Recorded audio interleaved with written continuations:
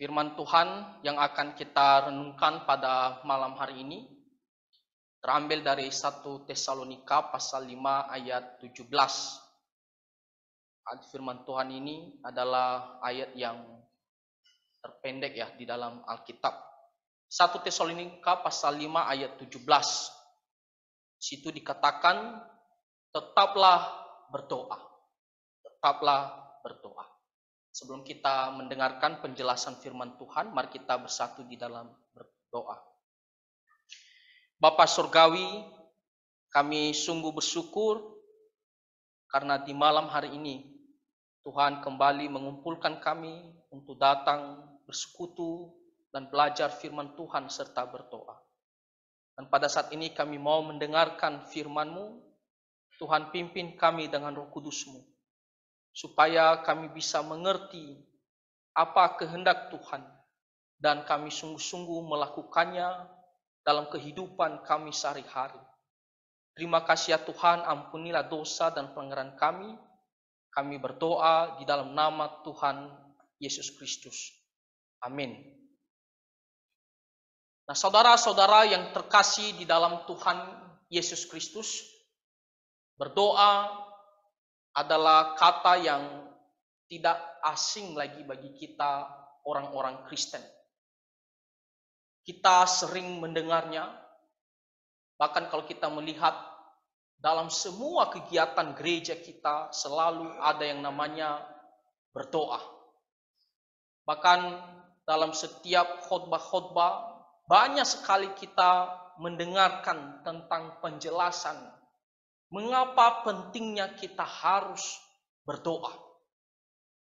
Apa pentingnya doa itu bagi kita orang-orang Kristen?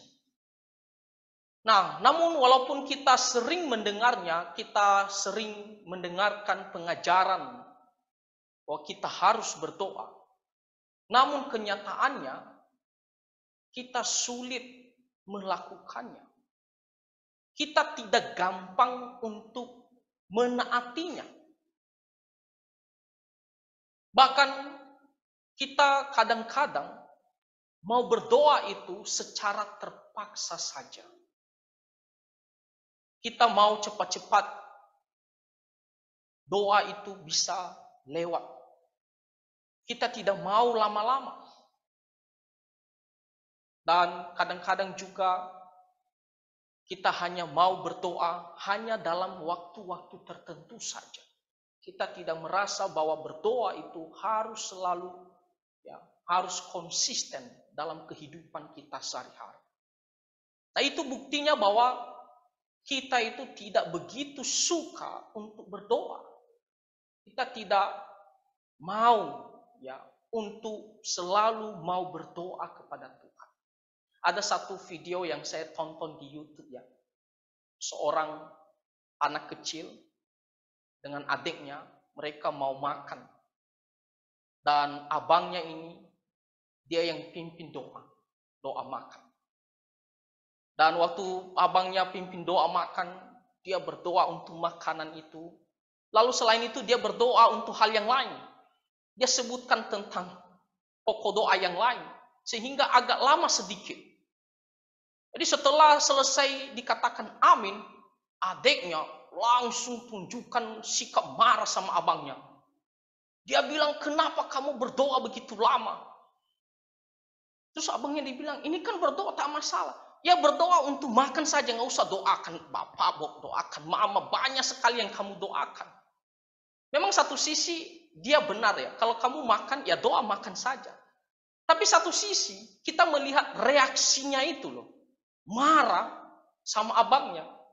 Di situ kita melihat bahwa dia juga tidak suka kalau doa itu begitu lama gitu, atau doa itu cepat-cepat lewat saja. Nah, inilah fakta kehidupan kita orang-orang Kristen. Kita tidak suka untuk berdoa. Nah, pertanyaannya kenapa bisa demikian? Nah, melalui firman Tuhan pada malam hari ini mengingatkan kita, di sini dikatakan tetaplah berdoa atau berdoalah selalu. Dalam bahasa Inggrisnya berdoa tiada henti-hentinya. Tiada putus-putusnya, terus-menerus.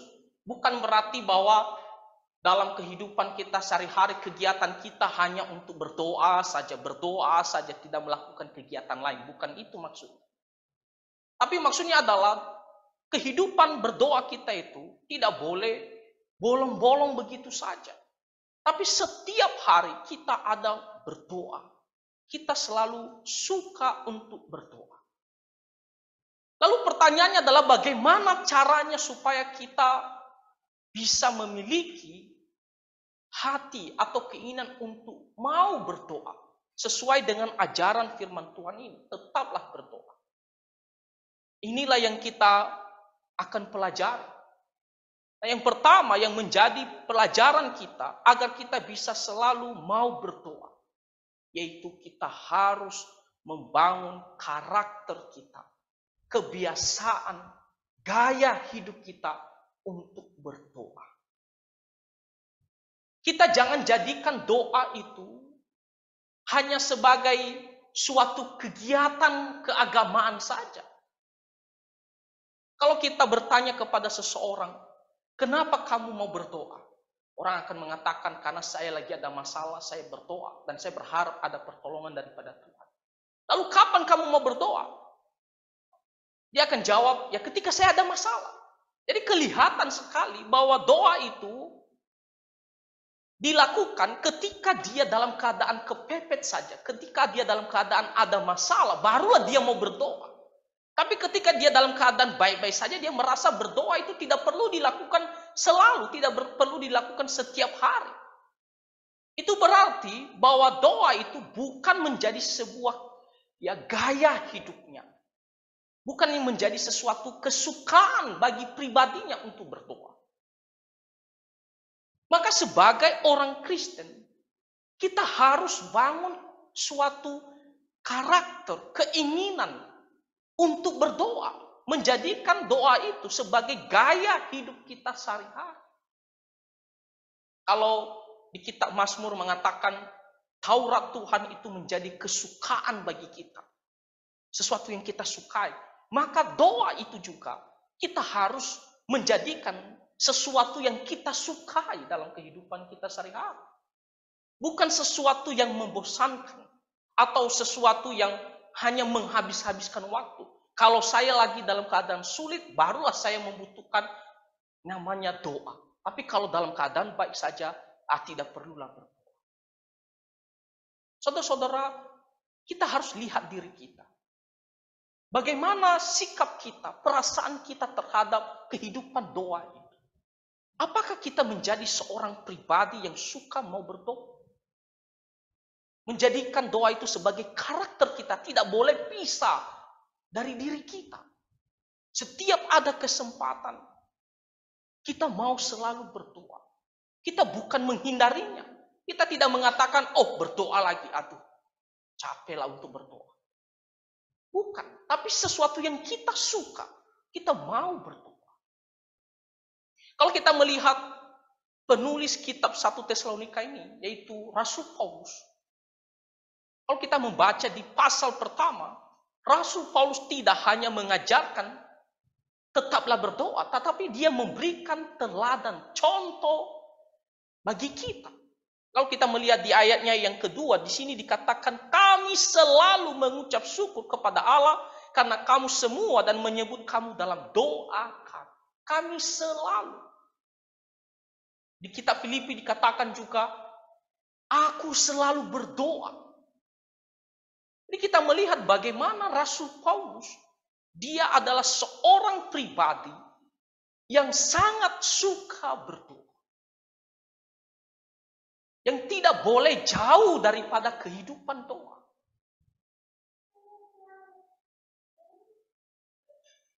Jadi doa itu bukan lagi hanya salah satu kegiatan dalam agama kita atau hanya sesuatu kebutuhan saja, tapi itu sudah menjadi sebuah kesukaan bagi kehidupan kita orang-orang Kristen. Kalau kita melihat contoh yang lain, Daniel pasal 6 dikatakan Daniel itu selalu berdoa 3 kali sehari. Tidak diberitahukan dengan jelas. Kenapa Daniel mau berdoa 3 kali sehari? Apa saja pokok doanya? Tidak diberitahukan, tapi hanya diberitahukan dia berdoa 3 kali sehari. Waktunya itu berapa kali? Itu berarti bahwa Daniel itu suka untuk berdoa. Dia tidak merasa doa itu hanya menghabis-habiskan waktu. Kita lihat Daniel adalah seorang petinggi dalam kerajaan pada saat itu. Dia juga sibuk. Dia punya banyak kegiatan tugas. Tapi dia selalu memberikan waktunya 3 kali berdoa. Bukan bergantung karena dia lagi ada masalah yang kuat, yang besar, baru dia berdoa. Tidak. Tapi kita melihat kekonsistenannya. Selalu berdoa 3 kali sehari. Nah, di situ kita melihat bagaimana Daniel adalah seorang yang selalu mau berdoa. Senang untuk berdoa. Dia tidak bosan untuk berdoa. Selalu mengambil waktu. Walaupun di tengah-tengah kesibukannya, mungkin di tengah-tengah banyak masalah. Tapi karena dia adalah seorang pribadi yang memiliki karakter yang senang terhadap kehidupan berdoa, dia berdoa secara konsisten 3 kali sehari. Bahkan walaupun pada saat itu dia tahu jelas ancamannya ketika dia mau berdoa, itu bisa ya dihukum, dan kita melihat nanti bagaimana dia dimasukkan ke dalam gua singa, walaupun dia ya sengaja dicari kesalahannya oleh musuh-musuhnya. Walaupun Daniel tahu bahwa ada resiko, tapi dia tetap mau berdoa. Jadi tidak hanya di tengah-tengah kesibukannya, tapi walaupun ada resiko, tapi dia tetap mau berdoa secara konsisten selalu. Itu bisa menunjukkan, memberikan teladan bagi kita bahwa berdoa itu harus kita lakukan tiada henti-henti. Maka kita harus jadikan doa itu sebagai sesuatu yang kita sukai, karakter kita. Nah, dalam sejarah gereja ada seorang tokoh yang sangat terkenal yang namanya Martin Luther. Dan dalam bukunya, biografinya, di situ dia beritahukan Martin Luther ini, dia akan ambil waktu pagi-pagi setidaknya 2 jam. 2 jam, 3 jam dia harus berdoa terlebih dahulu. Makanya dia ada ucapkan satu statement, dia mengatakan ya, kalau dia tidak berdoa pada hari itu, maka dia telah memberikan kemenangan bagi iblis. Dan dia mengatakan orang yang telah berdoa dengan baik adalah orang yang sudah belajar dengan baik. Dan kita berpikir, kenapa ya bisa ya Martin Luther itu dia mau berdoa secara konsisten hari demi hari, hari demi hari. Bahkan dikatakan 2 jam loh. 2 jam. Saya secara pribadi, saya kadang-kadang berpikir, kok bisa dia bisa konsisten untuk berdoa? Kita mau berdoa saja 10 menit 1 hari, belum tentu kita bisa konsisten. Kita mau masuk berdoa nanti, kita pikirin 10 menit ya lama itu. Ini 2 jam, 3 jam. Terlepas apa yang dia doakan. Tapi kita melihat, dia bisa konsisten. Tidak hanya setiap hari, bahkan 2 jam, 3 jam. Saya sendiri, saudara-saudara, saya waktu baca yang dikatakan Martin Luther ini tentang kesaksiannya dalam doa, saya berpikir ya, waduh, kok bisa dia tidak merasa bosan, dia tidak merasa habiskan waktu, belum lagi harus bangun pagi-pagi. Tapi dia selalu mau bangun, dia harus ambil waktu untuk berdoa dan terus menerus. Bagi saya sendiri itu sulit untuk melakukan ya seperti yang dilakukan Martin Luther. Tapi dia memberikan teladan bagi kita. Firman Tuhan mengatakan tetaplah berdoa. Kenapa Martin Luther dia tidak bosan? Karena dia menjadikan doa itu sesuatu yang dia senang. Menjadi kesukaannya, menjadi gaya hidupnya sebagai orang Kristen. Bahkan dia mengatakan doa itu adalah nafas, ya bagaikan nafas kita orang Kristen. Diibaratkan seperti nafas. Saudara-saudara, kalau kita bernafas, kita hirup oksigen. lalu kita keluarkan. Kita pernah bosan tidak untuk menghirup oksigen, bernafas? Tak ada orang yang bosan untuk bernafas. Saya sudah bosan untuk bernafas, jadi saya tahan saja. Tak ada. Itu artinya mau mati. Kita mau bernafas. Bahkan kalaupun kita kekurangan oksigen, kita rela bayar ya untuk dipasang bantu alat untuk supaya kita bisa bernafas dengan baik. Nah demikian juga Martin Luther mengatakan itu doa itu seperti nafas bagi kita. Jadi bukan lagi sebatas kebutuhan kita saudara-saudara. Tetapi seperti kesukaan bagi kita dalam kehidupan kita sehari-hari. Itulah yang harus kita lakukan sebagai orang Kristen dalam hal berdoa. Jadi kalau selama ini kita mengerti, kita dengar banyak hal bahwa doa itu adalah kebutuhan bagi kita, ya, supaya kita mendapatkan pertolongan daripada Tuhan. Maka jauh daripada itu kita harus menjadikan doa bukan lagi hanya sekedar kebutuhan, tapi sebagai kesukaan bagi kita, karakter bagi kita, gaya hidup kita orang Kristen. Di sini dikatakan tetaplah berdoa. Bagaimana kita bisa mau berdoa selalu? Kalau kita sendiri tidak menumbuhkan sebuah keinginan, sebuah kemauan untuk selalu mau berdoa. Nah tentunya hal ini kita tidak bisa lakukan dengan kekuatan kita sendiri. Nah, kita harus berdoa kepada Tuhan. Tuhan, kalau selama ini saya ini tidak begitu suka untuk berdoa. Saya tidak begitu mau untuk berdoa. Malas untuk berdoa. Maka kita berdoa, Tuhan tolong saya dengan Roh Kudus. Berikan saya hati, keinginan yang selalu mau berdoa. Saya suka untuk berdoa. Tiada bosan-bosan. Bahkan walaupun kita dalam keadaan sibuk, misalnya pagi-pagi.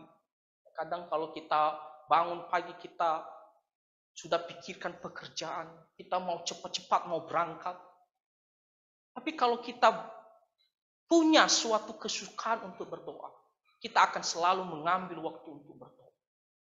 Bahkan ketika kita pulang malam hari, kita sudah capek, kita sudah banyak melakukan tugas. Kadang rasa ngantuk kita memberatkan kita untuk berdoa. Kita maunya cepat-cepat untuk tidur.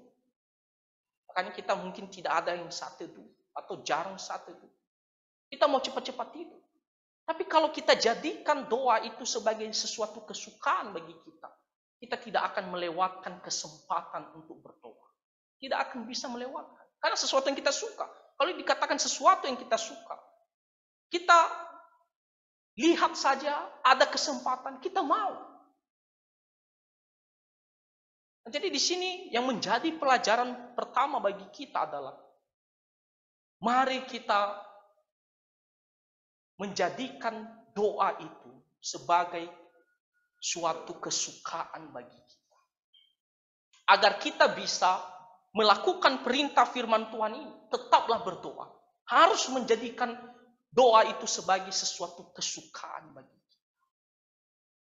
Sehingga kita tidak akan pernah bermalas-malasan, tidak akan pernah bosan untuk berdoa. Setiap ada kesempatan, kita akan selalu mau berdoa. Itu adalah pelajaran yang pertama. Jadikan doa sebagai kesukaan bagi kita. Pelajaran kedua dari firman Tuhan ini, tetaplah berdoa. Tetap, artinya terus menerus, dalam keadaan apapun. Baik dalam keadaan susah maupun senang. Tetap berdoa. Baik dalam keadaan bahagia ataupun kecewa. Tetap berdoa. Banyak orang di luar sana ketika dia dalam keadaan kecewa, sulit untuk berdoa. Sulit untuk berdoa karena dia merasa, kenapa Tuhan tidak tolong saya? Kenapa bisa hal ini terjadi? Jadi dia sulit untuk datang mau berdoa kepada Tuhan. Karena perasaannya, kondisinya pada saat itu sedang kecewa. Sedang dalam keadaan masalah. Misalnya, kalau kita lihat ya, ada orang-orang yang membuka usaha, lalu usahanya tiba-tiba bangkrut, gagal. Rasa kecewa itu pasti ada. Rasa tidak puas itu pasti ada. Dan dalam kondisi ini, kadang-kadang kita itu tidak mau berdoa. Karena kita tidak terima. Kenapa saya diizinkan sampai seperti begini? Tidak ada orang mengatakan tidak ada mood untuk berdoa. Karena dalam kondisi kecewa. Atau sebaliknya, kadang-kadang dalam keadaan senang, kita tidak mau berdoa. Kita lupa berdoa. Kita mengabaikan doa. Ketika kita dalam keadaan sulit, ada orang tertentu dia mau berdoa. Kenapa? Karena dia lagi membutuhkan pertolongan dari Tuhan. Tuhan tolong saya. Tapi ketika dalam keadaan senang, dia lupa untuk berdoa. Dia tidak mau berdoa lagi. Karena merasa aman. Nah, jadi di sini dikatakan tetap berdoa dalam keadaan apapun, kondisi apapun. Kalau kita melihat contoh dari Rasul Paulus, saudara-saudara. Rasul Paulus waktu dia memberitakan Injil bersama Silas di kota Filipi. Kita bisa membaca ceritanya di Kisah Rasul pasal 16. Ketika mereka memberitakan Injil, lalu orang-orang yang tidak suka kepada mereka. Mereka berusaha bagaimana memfitnah Paulus dan Silas. Dan akhirnya apa yang terjadi? Paulus, ya secara khususnya dikatakan firman Tuhan, mereka didera. Mereka dipukul. Dan setelah dipukul, mereka dimasukkan ke dalam penjara. Nah, kalau secara manusia, kalau kita sendiri atau saya sendiri mungkin akan berkata, aduh kecewa saya kan memberitakan Injil. Kenapa ini yang saya dapatkan? Saya sendiri bisa komplain, tidak puas kepada Tuhan.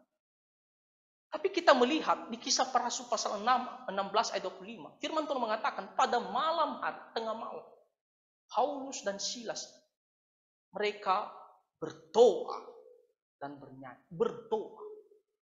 Dalam keadaan sulit. Yang bisa saja secara manusia kecewa karena sudah memberitakan Injil, malah ini yang diterima. Difitnah, didera, dimasukkan ke penjara. Tapi mereka masih bisa tetap berdoa. Firman Tuhan mengatakan mereka berdoa. Walaupun keadaannya sulit, tapi tetap berdoa. Tidak hanya dalam keadaan sulit begini atau dalam keadaan ya secara manusia bisa membuat kita kecewa. Tapi Rasul Paulus juga ketika dalam keadaan senang, dalam keadaan ya bahagia. Kalau kita membaca di 1 Tesalonika pasal pertama ayat yang ke-13. 1 Tesalonika ya pasal pertama ya ayat yang ke-13, di situ dikatakan ya firman Tuhan mengatakan bahwa Paulus ya dia pun mengucap syukur kepada Tuhan. Ketika dia dalam bahagia, dia tidak melupakan Tuhan. Dia juga tetap berdoa walaupun ya secara manusia dia dalam keadaan baik-baik saja. Tapi di sini dikatakan Rasul Paulus ya dia mengucap syukur kepada Tuhan. 1 Tesalonika pasal 2 ayat 13. Dan karena itulah kami tidak putus-putusnya mengucap syukur juga kepada Allah, sebab kamu telah menerima firman yang kami beritakan, ada sebuah berita sukacita yang dia dapatkan. Karena firman Tuhan itu berbuah dalam kehidupan mereka. Kehidupan jemaat Tesalonika. Dan dia tidak melupakan untuk datang berdoa, mengucap syukur kepada Tuhan. Teladan bagi kita Rasul Paulus. Dalam keadaan senang, susah, sulit, berdoa. Tetap berdoa. Dalam keadaan sukacita, bahagia, dia tetap berdoa. Maka kita juga orang Kristen, tidak ada waktu-waktu tertentu kita bisa berdoa. Kita tidak bisa mengatakan, oh saya lagi dalam keadaan masalah ya, mohon maaf saya tidak bisa berdoa. Atau saya dalam keadaan gagal, saya tidak mau berdoa. Atau saya lagi dalam keadaan senang ya, karena kita begitu terbawa arus kesenangan kita, oh janganlah kita berdoa dulu lah. Ini lagi dalam keadaan sukacita, bergembira. Tidak. Apapun keadaannya, situasinya, berdoa selalu. Itulah firman Tuhan tadi yang kita bacakan. Tetaplah berdoa. Ya, tetaplah berdoa. Dalam keadaan apapun. Jadi saudara-saudara, apa yang kamu alami sekarang ini? Situasi apa yang kamu rasakan sekarang ini? Dalam pekerjaan kita sehari-hari. Dalam pendidikan kita atau apa? Apa yang kita alami sekarang ini? Apakah kita masih bisa tetap berdoa? Coba kita periksa diri kita. Apakah kita masih bisa berdoa? Memang tidak gampang. Tidak gampang. Tapi kita memohon pertolongan Tuhan. Supaya kita bisa tetap mau berdoa kepada Tuhan. Waktu kakek saya meninggal, kakek saya itu begitu dekat dengan saya. Karena saya sudah anggap bukannya seperti kakek, tapi seperti bapak saya.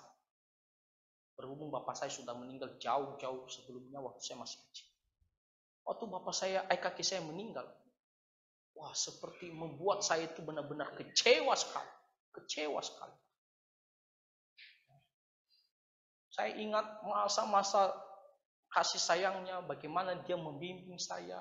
Kadang dia juga bisa marah sama saya kalau saya lagi salah. Saya kecewa sekali pada malam itu. Saya nangis dan saya pikir,